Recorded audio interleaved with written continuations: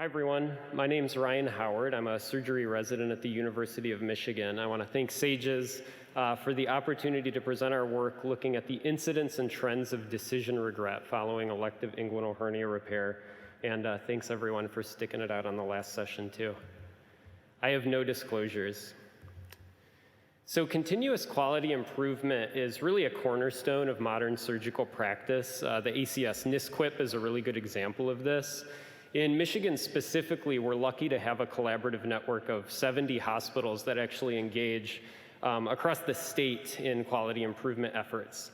And traditionally, these efforts have focused on clinical outcomes, so things like reducing readmission rates, failure to rescue, surgical site infection, and length of stay.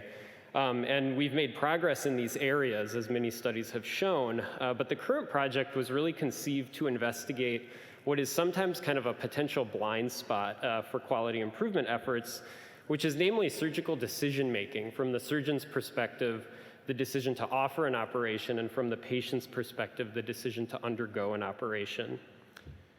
One way to evaluate decision-making is through decision regret. So decision regret is defined as remorse about one's decision to proceed with a plan of care or to undergo a procedure or an operation.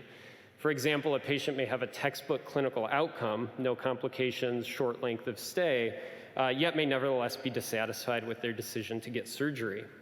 And decision regret has a really lasting impact on patients. Long-term follow-up studies have shown that even in patients who experience no complications but regret their surgery, they report lower quality of life. The incidence has been quite variable, reported across a number of procedures. For example, as many as 57% of patients report regret for undergoing a prostatectomy, compared to 14% of patients report regret undergoing surgery for breast cancer.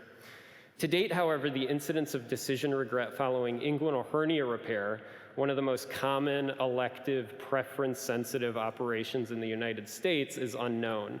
And I think this is particularly important considering that this operation frequently lacks a hard indication, especially in the setting of minimal symptoms, and may rely strongly on patient preference to undergo or avoid surgery. So therefore, we conducted the following study to really understand just what is the incidence of decision regret after inguinal hernia repair. When you consider that nearly 1 million inguinal hernia repairs are performed each year in the United States, any incidence of postoperative regret could really have profound implications for many patients. So to do this, we conducted a retrospective study of adult patients undergoing inguinal hernia repair at 70 hospitals in Michigan. As part of these quality improvement efforts, these hospitals actually survey patients between 30 and 90 days after their operation, and they complete a survey which has on it a validated measure of regret, which ranges from absolutely no regret to undergo surgery to absolutely regretting surgery. For this study, we dichotomized it into having any regret versus having no regret.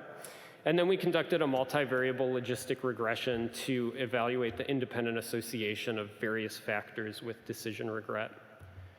So our cohort consisted of just over 6,000 patients, the vast majority of whom were male with an average age of 59 years. Roughly half underwent open inguinal hernia repair, 15% underwent laparoscopic, and 37% underwent robotic. And most operations were performed on an outpatient basis. Regarding 30-day outcomes, complications were 1% of patients, 5% of patients visited an emergency department, 1% were readmitted, and 1% had to undergo a reoperation within 30 days of their surgery. Overall, we found that 9% of our cohort, or 533 patients, reported some amount of regret to undergo their surgery.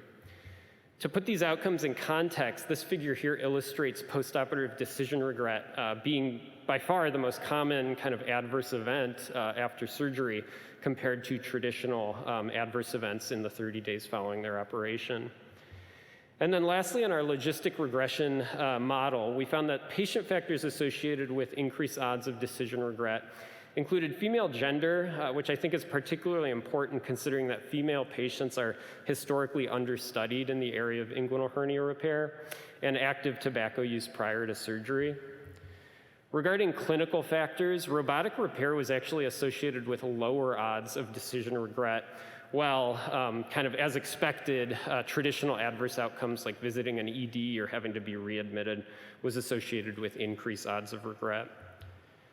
And then finally, we found that patients who reported really any amount of regret to undergo surgery also reported lower satisfaction as well as lower quality of life, even 90 days after their operation.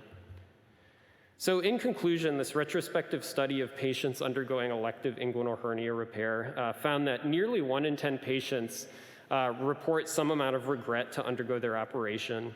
These patients are less satisfied and they report less quality of life after surgery.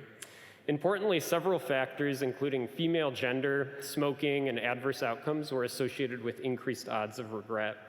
And we think that understanding these factors that are associated with regret after surgery could help as a first step to informing surgical decision-making, and that patient and surgeon decision-making for this highly preference-sensitive procedure may be a really promising area of focus for future quality improvement efforts. Thanks so much. I'm happy to take any questions.